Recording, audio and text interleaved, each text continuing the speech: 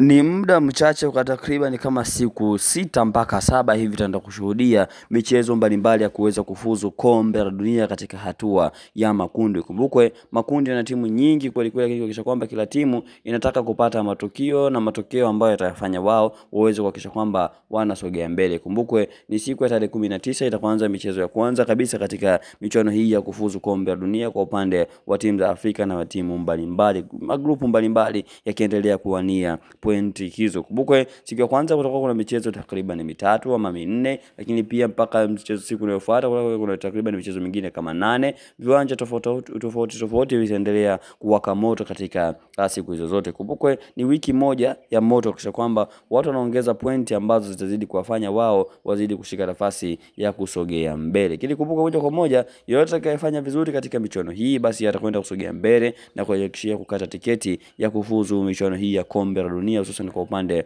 wa ngazi za virabu, upande wa ngazi za taifa. Kumbukwe hii ni raundi ya 5 katika michezo yote ambao kila timu inakwenda kucheza, kwamba wanakusanya alama zingine ambazo walishazipata katika michezo iliyoweza kupata sasa iliyoweza kupita, na hii pia inaweza kufuata moja kwa moja kisha kwamba wao watakuwa na nafasi ya kusogea mbele zaidi, kisha kwamba wanapata matokeo mazuri. Kumbuka moja kwa moja kila timu inataka matokeo ya ushindi tu. Baada ya michezo hii itabaki